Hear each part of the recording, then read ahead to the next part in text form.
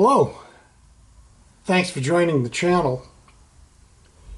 Today I'd like to share with you some of the German and Russian lenses that I've bought in the past few months.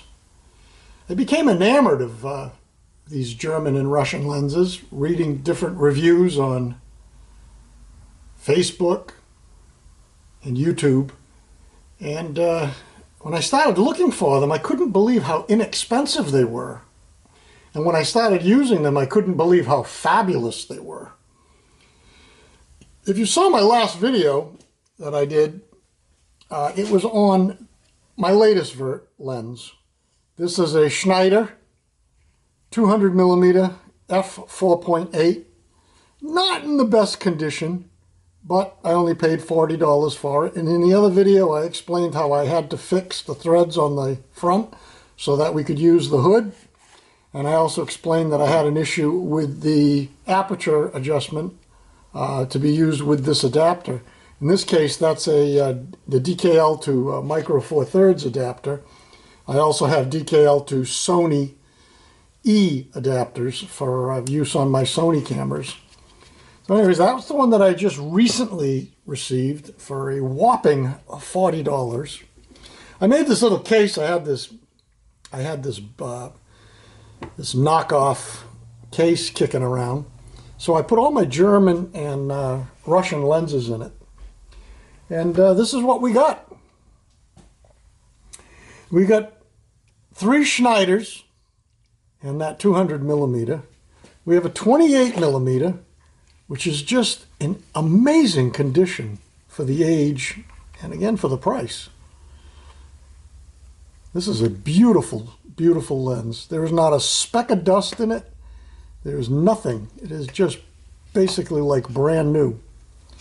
And this is using the DKL to what they call NEX, which would be the E-mount Sony lenses. And again, aperture adjustment is on the adapter, and it moves a little lever inside the lens, and that gives you your aperture. I love this little lens, 28mm, so when I'm using it on a Sony, I guess it works out to, what, about 40mm? And of course, when I'm using it on Micro Four Thirds, it's 56mm. So this is a really, really good all-around lens. Again, I paid, I think I paid $42 for this lens shipped from Robert's Camera. And along with that lens, I also bought this one from Roberts. This thing is so darn cute. This is 50mm f2.8. Oh, by the way, this other lens, just so that you know, this is 28mm f4. Just so you know what's going on here. Again, this is a Voigtlander lens, and again, I have it on a DKL NEX. I just realized I have this labeled improperly. This is a Voigtlander, not an S&K. That's all right. I'll fix that. And again, I don't know how to say this. It's a Color Skopar X, 50mm, 2.8. And look at how cute this thing is. That's the whole lens.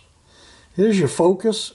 And by the way, all 4 of these lenses have the absolute smoothest focus I've ever felt. I don't have any other lenses in my collection of dozens of lenses that are as smooth as these German lenses. And then here's the aperture adjustment. And as you can see in there, nicely done. Voigtlander. So anyways, that's another one that I got a few weeks ago. I'm gonna have to change the label. I don't know why I called it an S&K, but whatever. And then this one I've been using quite a bit. This is a 135mm Schneider f4, and again, incredibly clean. It's a beautiful lens. This thing takes great pictures. I mean, a lot of these vintage lenses tend to be kind of soft. This one's not. I took this out down to the ocean. I was taking some pictures of lighthouses and boats and whatnot, And I was blown away by it. I couldn't believe it, that a lens this old, being used in digital cameras, would work as well as it did. And look at the condition this thing is in. Are you kidding me? And it even came with a Hoya UV filter on the front. But this thing is like new. It's amazing. It's easily 95, 96%. I love it. This is a really great lens. And by the way, if you're going to get into these lenses, this is probably going to be the one you're going to buy first, because there are hundreds and hundreds of them on eBay. They must have made a ton of these back in the day. 135 millimeter f4. What's that? And then, of course, we get into the Helios. These have intrigued me for years. Even many, many years ago when I was shooting film, I was intrigued by these lenses. So I started looking for them, and as you can see, I think I got them all. I've got a 44M, a 44M2, a 44M4, and a 44M6. Various levels of performance and condition. This is the first one I bought, the 44M4. It's kind of a mess. It takes great, great pictures, but it's 58 millimeter f2. It's smooth, not as smooth as the German ones, but pretty darn smooth. And it takes really, really good pictures, but it looks terrible. I mean, somebody actually put paint on it to try to clean it up in its 50 years of life or whatever. But it's a very nice lens. This is mounted on a Focus EF to micro four thirds, because this lens came with an EF adapter on it, which is kind of weird, but it did. It had this Canon EF adapter on it. So in this case, I had to use this. Now I could take that off and use an M42 adapter, because it's just screwed on, but I figure, what the heck. I don't seem to have any issues with infinity and focus, so I guess it's working fine.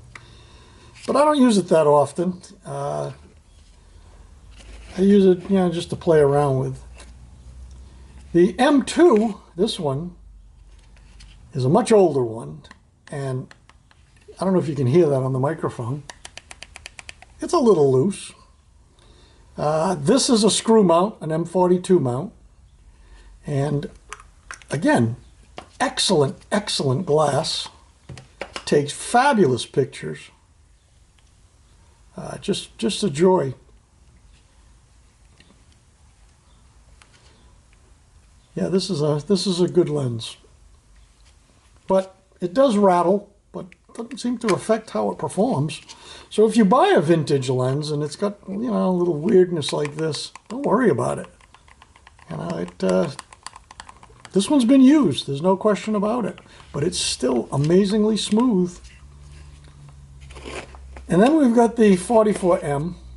This one's in really nice shape. This lens here, it's again a 58 millimeter f2.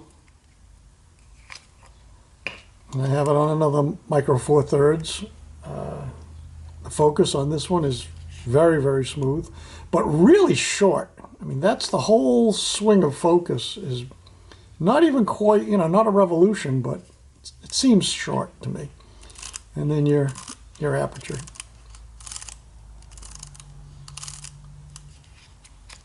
And again, it's mounted on a micro four thirds adapter.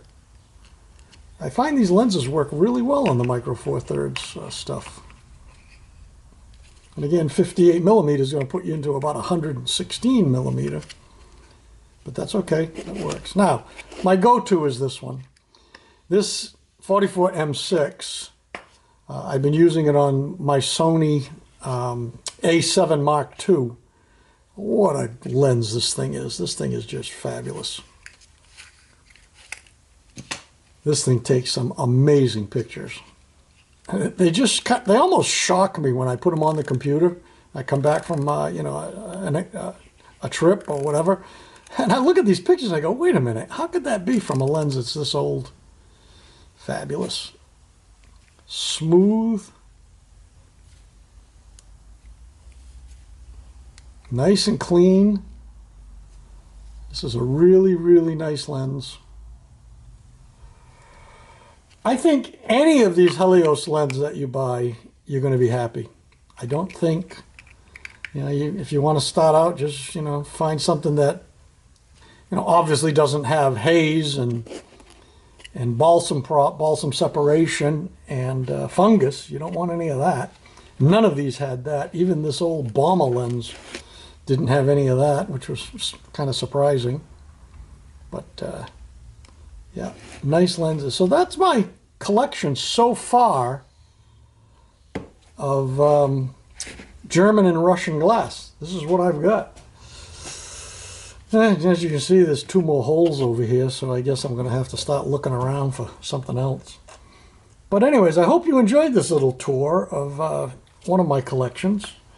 At some point, I'll be posting a tour of the Minolta MCMD glass. Boy, that'll be a pretty long video because I got quite a few pieces of that. That's excellent glass also. So anyways, thanks for watching. Enjoy the rest of your day. Thank you.